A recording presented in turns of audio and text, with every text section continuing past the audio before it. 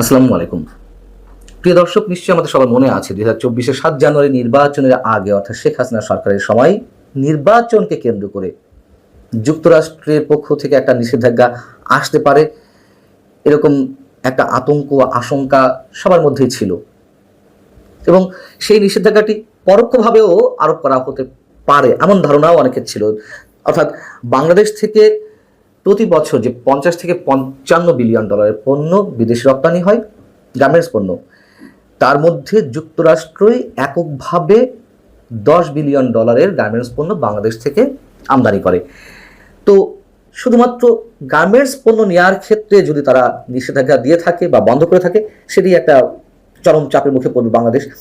এখন ঘুরে ফিরে ডক্টর মোহাম্মদ ইউনূস সরকারের সময় এই ধরনের একটি চাপ দেওয়া হচ্ছে কিনা বিশেষ কোনো উদ্দেশ্যে, যদিও আমরা সবাই জানি যে যুক্তরাষ্ট্রের যে 37% শুল্ক বাংলাদেশি পণ্য রপ্তানির ক্ষেত্রে আরোপ করা হয়েছে, এই ধরনের শুল্ক পৃথিবীর প্রায় 70টি দেশের উপরে আরোপ করা হয়েছে।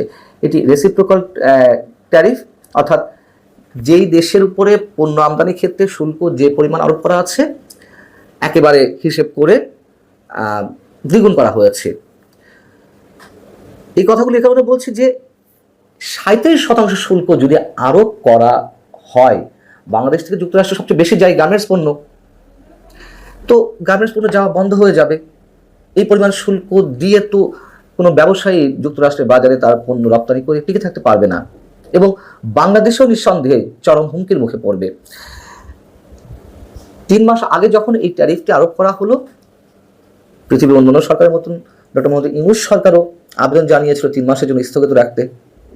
3 মাস পর এসে ডোনাল্ড ট্রাম্প আমাদের প্রধান উপদেষ্টাকে একটি চিঠি দিয়েছেন, শুল্ক কমিয়েছেন এই কদিনের দর কষাকষিতে মাত্র 2%। কি এর পেছনের উদ্দেশ্য?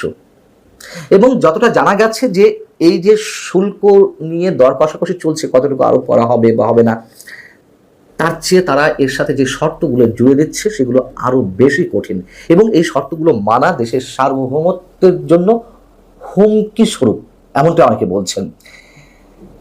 যেমন এই ধরনের শর্ত নাকি যুক্তরাষ্ট্র জুড়ে দিচ্ছে যে এমন কোন চুক্তি যদি হয়, বা চুক্তিতে যেসব খসড়া চুক্তিতে বলা হচ্ছে, যুক্তরাষ্ট্র যদি কোনো দেশের উপরে নিষেধাজ্ঞা দেয় সেটাও বাংলাদেশকে অনুসরণ করতে হবে। অর্থাৎ সে যুক্তরাষ্ট্র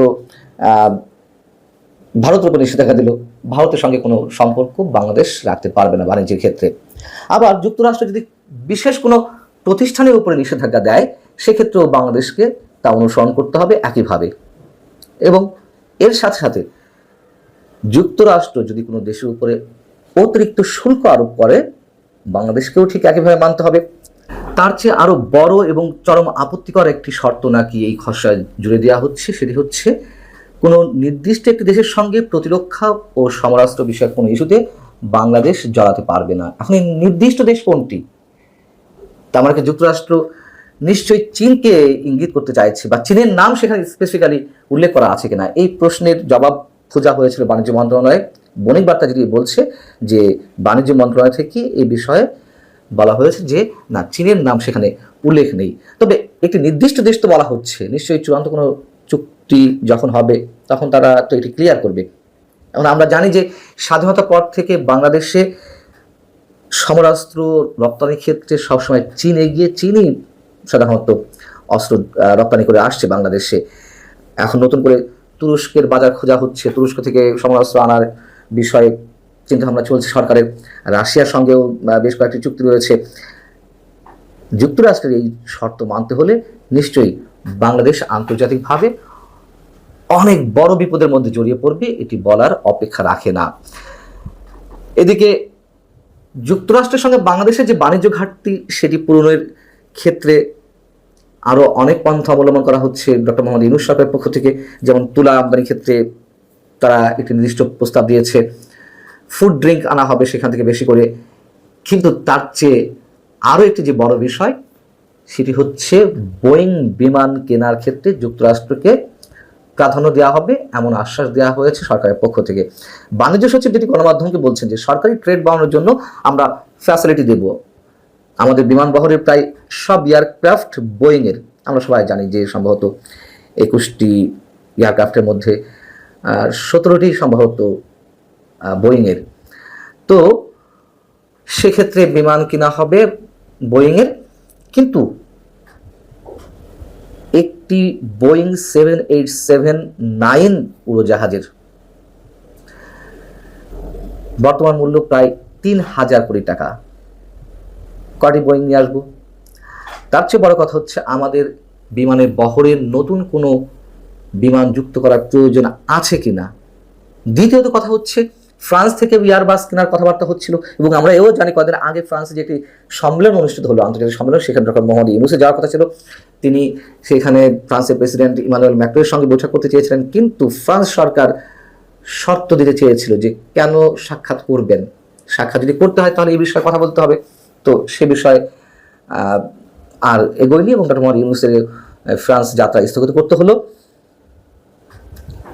যুক্তরাষ্ট্রের বোয়িংয়ের প্রতিদ্বন্দ্বী যুক্তরাজ্য এবং ফ্রান্সের বা ইউরোপীয় ইউনিয়নের ক্ষেত্রে আমরা বলতে পারি এয়ারবাস মূল প্রতিদ্বন্দ্বী।